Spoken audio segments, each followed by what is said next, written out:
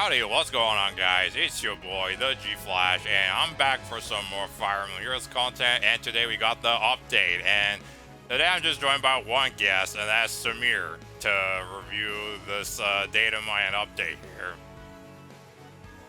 Yeah, what's up, people? Okay, so we've got quite a few topics quite a bit though. Well, let's start with the refines first, and we've got quite the candidates today. So let's just get started. So first of all, let's talk about Brave Alm with his Draco fashion. So it had a little bit of a tweak in it, so it's still effective against dragons. And at start of turn, unit can move one extra space. And then if unit initiates combat or is not adjacent to an ally, all stats plus 5. Hang on, I need to see this for a second. Okay. I need to load up. Okay. What? Yeah. He moves one extra space at the start of turn. Every turn? Every turn. He's literally just Sigurd now. He's like a 3-movement infantry unit. Yeah, what? Yeah, that's nuts. And then the refine is, at start of combat, if he's above 25%, another plus 5 to all stats, and if the foe is a melee unit and he's faster, basically wind sweep. And he also neutralizes like effects that prevent his follow-ups. Yeah. Which is just hilarious. So yeah, Alm becomes a cavalier unit that can move 3 spaces, and then gives basically he gets plus 10 to all of his stats, and then he gets like a speed base. He basically gets wind sweep. That is that's how wind nuts. sweep usually works, but jeez. Yeah. This is crazy. So yeah, nobody can ever counterattack this guy back now, and he basically just double attack because it, neutralizes effect that prevent himself follow-up. So yeah, that actually helps because his skin skill, A skill, it like takes off 7 HP every time he attacks. So yeah, this will be a nice way to ensure that he doesn't take damage other than from his weapon. Yeah, so this is fantastic. Alm became one of the best sword units again, and he became a unique one because he can move like one extra space. Yeah, I'm really excited to use this. Yeah, so happy for Alm.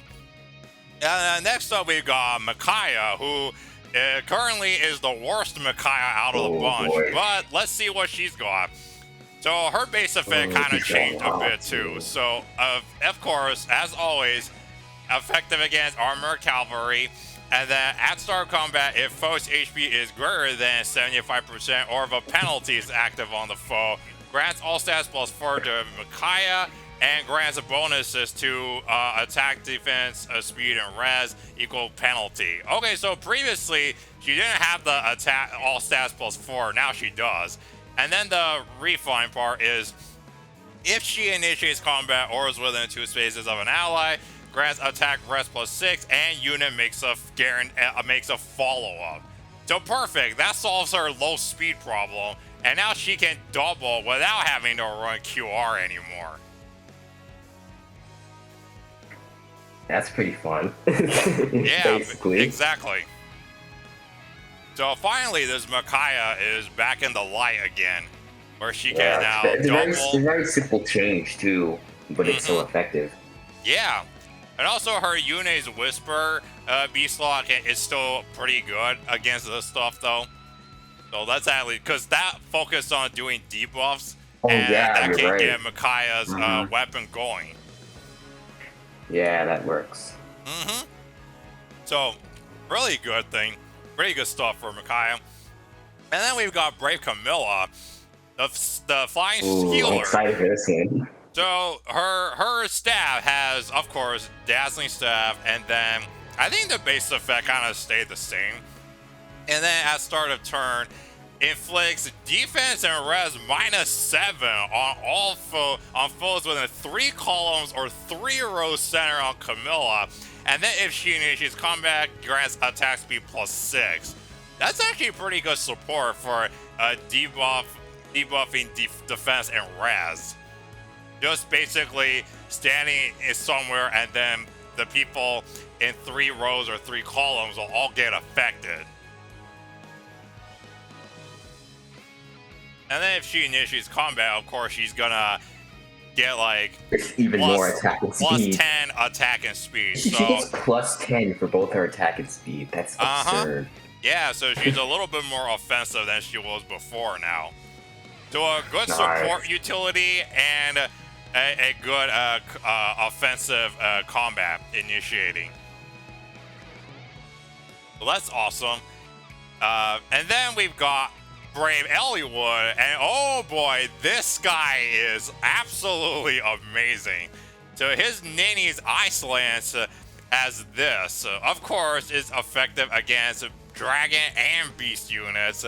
So have plus 3 speed if he initiates combat or is within 2 spaces of an ally. Grants all stats plus 5 and neutralizes effects that prevent his follow-up attacks. And the refine is if he initiates combat or within 2 spaces of an ally, grants another all stats plus 5. And also, if he's faster than the foe, he gets speed-based damage reduction. He gets the sprint, close call, and repel effect. Yeah, a Cavalier unit has damage reduction now. What are these refines? Oh my gosh! So that's awesome, because Ellywood finally stands out once again as a Lance Cavalier. Actually really good, because I really didn't think Ellywood was that special back then. Now this really gives him something to play with. I know. Give him something nice to mess around with. And this guy is going to be a perfect Fallen Edelgard killer now. Oh, yeah, that's right. This guy's not going to be afraid of him. So, yeah, Ellywood, absolute top tier. That's epic. Yeah, Ellywood, top tier Lance Cavalier now. And then we've got Legendary Lynn, who used to be the worst legendary unit, but this refine absolutely made her a comeback. So her base effect completely changed. And it's effective against flying foes. It still has plus 3 res. If she initiates, if she's within 3 spaces of an ally, grants attack speed plus 5 to her. And also during combat, disable skills of all foes, excluding foe in combat. So she stole Bramimaw's impenetrable dark into her bow. That is crazy. And then the refine, if she initiates combat or foe's HP is above 75%, deals 15% of true damage based on her speed and grants another attack speed plus 5 during to her soul. So good. That can make her way faster now. Oh, that's awesome. Yeah, and let's not forget her remix. She's got the Law of Decay 2, where she gets plus 6 to all of her stats, and she's got Joint Drive speed now. So she can get really, really fast. She's just stacked now. So this finally fixed the Lynn, and she's finally a really good unit now. Dang, man, this is so good. I know, yeah. So Legendary Lynn made a really good comeback and is one of the best units, bow units in the game now. Because of that true damage dealing. Because honestly, for her to deal damage, it's probably best to just do based off her speed. And they gave her that. Fantastic. And it's nice because there aren't really any restrictions. It isn't like she has to be faster, or it's like just like a cap. Literally just 15% of her speed. Yeah. You can really have fun stacking that. Yeah. So then we've got Flame Sigmund, both Ephraim's weapons.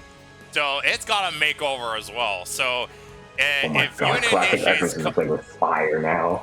yeah, so if unit initiates combat and or is not adjacent to an ally, grants attack defense +4 to unit during combat, and unit makes a guaranteed follow-up. And then at start of combat, Wow, if unit's HP is above 25%, inflicts attack defense -5 on the foe and grants special cooldown chart +1 per attack. So fantastic! That solved the Ephraim's, away from his ally too far kind of problem. Now he just needs to be just great. not adjacent to anybody, no space restriction. He just needs to be away from his ally to get everything going. And also, he will no longer need to run any heavy blade anymore because that special ramping is in his weapon now. Yeah, and that's great because it's HP based, which is really, so now really he's got in combat debuff, which is good, and so Ephraim's a good Gale Forcer all of a sudden. He's back to being a great Gale Forcer. And also, he's got that Solar Brace 2, which has Canto 2 built into it. And he heals 10 HP every combat and has no guard in it. So, he's gonna charge a special no matter what. No guard, guard specials or something is gonna stop him from charging his special. I must have missed something. What? Yeah, that's Ephraim now, legendary Ephraim. I didn't actually check out what that did. What? He gets Canto? He gets Canto, better Mystic Boost and no guard? That is crazy. That is crazy. So legendary Ephraim made a big comeback again. Now the infantry Ephraim can also have a new toy to play with, and that's pretty good too. And also the infantry Ephraim speed isn't the greatest, so this solves the problem instantly. Oh yeah. And so he can finally, so that way he can run like low attack and defense or other beast law skills than QR, because now he can just make a follow-up if he's alone or, initiating combat. So good, both these Ephraims got a great weapon to try out again. And then finally, we have got Dusk Dragonstone for Melkana.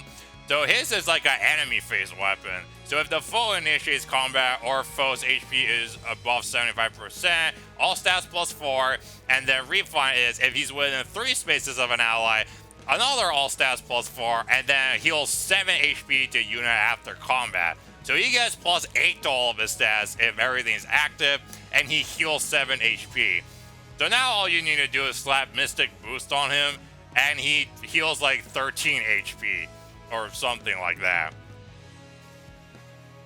So Melkana become a good defensive dragon because that guy actually do have pretty good mixed bulk.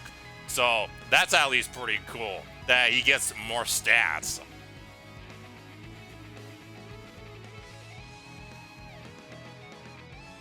So that's a Melkana. And now I believe people are gonna start running stuff like stance skills or unity skills or whatever they want on this Melkana. He gets to make good use of what is it, Sturdy Breath, I think? Steady Breath. Steady Breath, I think that would be pretty good for him, right? Uh-huh, exactly. So that's all the refines, and this is a great bat. Everybody got better now. Definitely. Uh-huh. So that's that. This is epic. I'm so excited for this. Uh-huh. Too bad I don't have a whole lot of Mountain Dew for that. Oh yeah. I instantly refined Ephraim because Ephraim looks really fun to play around. Alright, so that's weapon refined. Now let's talk about the stats of the unit. Now I still couldn't find the super boons and the super banes of these units though. So let's just take a look at their stats and see what goes from there pretty much.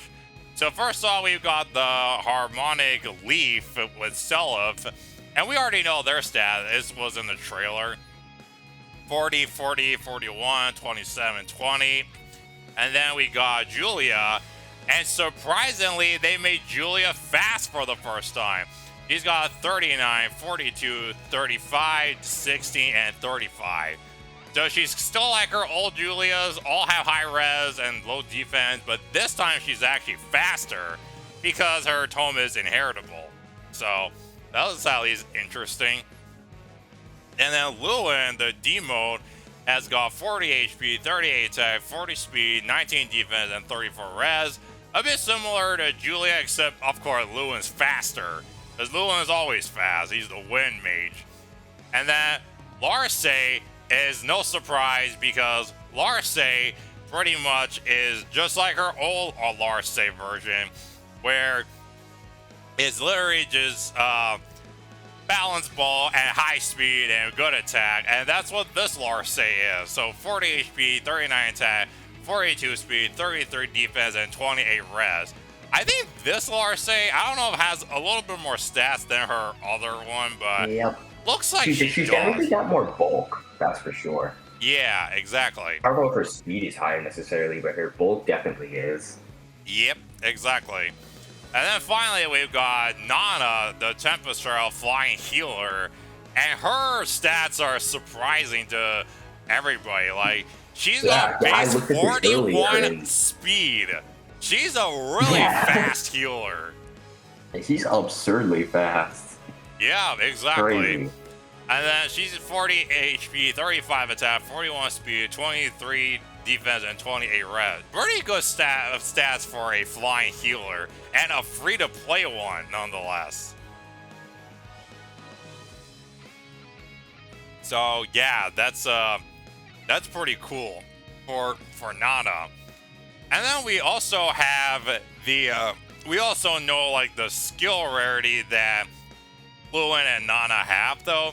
So Lulu, who has Attack Rest Solo 3, has that available at 4-star. So that's at least good because now you can summon for him and then fodder up Attack Rest Solo to someone, and whoever has the tier 4 version, you can fodder another skill off. And then Nana, on the other hand, has Speed Rest Form at 4-star, even though Wrath already has that. And Attack Tactic is at 5-star. She also has her staff, which basically has Air's Sparkling Boost, or whatever her exclusive C slot was. It's basically that effect built into it. So like she heals 10 HP to the highest damaged ally. Basically just like that, pretty much. Which is an alright weapon. I mean, it's it gets the healing job done, so I mean, it's not too special or anything, but they can't make someone a free-to-play flying healer broken like Dual Hilda or the newly refined Camilla, of course. So Nana still has her own niche, though, for sure. So there's that, and then we actually got one of the biggest reveals today that everybody wanted to know since the Tempest Trial started. Who is Muspel? What does Muspel look like? And today we finally know what he looks like, and oh my god, this guy looks fiery as hell. Like, this guy is burning. The guy literally looks fire. He does, yeah. He's got his abs. Awesome. Yeah, this guy is burning, like, very fast. And I like how there was, like, the special artwork where he's just fire consumes him. So, that's pretty cool. Though some people have been pointing out, like, the shoes he wears, he looks like Waluigi, which is kind of funny, though. So, yeah, I guess we're gonna get... Yeah, actually, somebody pointed that out in the server I'm in. Oh, like yeah. Waluigi shoes. So, yep, that's Muspel right here, and I'm very positive that this guy is probably gonna be, either our Tempest Trial boss, or he's gonna be summonable like Niffle did in the New Heroes. I won't be surprised if he's summonable already in the next banner. The next New Heroes banner, that is. Hopefully. Yeah. I don't know Oh, how and long that'll also be. we But... also know Moonspell. Moonspell apparently is a dragon unit, and he turns into this giant fiery dragon. So, which looks pretty cool as well. And also, we actually know Moonspell's weapon already. So his weapon is, I have no idea what it is, but this is the description. It grants attack +3 at start of combat if Moonspell's HP is above 25%, all stats +5 to unit, and foe cannot recover HP during or after combat. If unit's HP is greater than 25% at the start of combat, after combat, if unit attacked inflicts deep wounds on target and foes within 2 spaces of target, and then deep wounds at unit's HP cannot be healed through his next action. Wow, so Moonspell has built-in fatal smoke pretty much in his own weapon, his breath. Oh, so that's what Deep Wounds does. Yeah. Uh-huh. Well, Deep Wounds kind of also, he can't heal himself up because obviously he's a burning fire dragon, of course. Oh yeah, he sprays the fatal smoke to other people. So that's interesting for Moonspell. Kind of like with Nipple, which like giving other people damage reduction. Oh, or something like that. Oh yeah, I bet Moonspell's gonna have something similar, like a exclusive Slot C skill or something. So then there's Nana's artwork right here, which looks pretty cool. That she dressed up as one of the descendants, though. I don't know which descendant it is, but yeah, it looks really cool for sure. And then we also have got the two new songs that were introduced in the concert hall, and the new combat manuals, which let me see if I can try to remember what they were. Oh, before we get into that, we do actually know the Sacred Seals we're gonna get for Tempest Trials, and we're gonna get Speed Opening, and we're gonna get Attack Rest Solo. So finally, Attack Rest Solo is finally here. Oh, I'm especially excited for attacking Red Solo. I've been wanting to give Legendary Solo that for God knows how long. Me too. I want to give him that as well. So then, the combat manual this time is Flora, Dancer Nephany, Noel, Matilda, Norn, Spring Soleil, and Soul. Flora, of course, has got Attack Rest Solo and QR, so you can fodder her for that. Dancer Nephany has got... Oh, I already forgot what Dancer Nephany had, but if you don't want to fodder her and just want to save her for if you summon her in the later on, you can save her for that. I would recommend you to summon Norn, because Norn has got reposition, and everybody knows how valuable reposition is. And Spring Soleil is good because he's got Rouse, Attack, and Res. That's another good fodder. And then, of course, Soda's got Life and Death, but you can summon him, pretty common. And then Null is Fox Tome, and then Speed Ploy, and Matilda's just Haul and Attack. So I would just say, I would recommend you just do Flora, and then Norn, and then Soleil. That's pretty much how I would do it, though. And then we have the new Grail unit, which is Summonor and Arate. And then they fixed the Nyx's Gunangugap, or whatever that was called, that tome. And Mermaid Bow from the Pirate Hinoka had an error as well, or something. They also fixed that. And then Millionaire Strike stuff got updated, which I don't think anybody mind, because that mode is really easy. And the Catapult is updated to level 9 8th raid, so that's at least pretty cool. And yeah, and last thing, the Hero's Journey has more memento events, because last time it was kind of limited. So now you got more, I guess, animations for you to watch. And then outside of that, that's pretty much it for this data mine right here. So, a really good data mine. Everyone's got new toys to play around. And can't wait to see how these Crusader dressing FE4 units do in combat, though.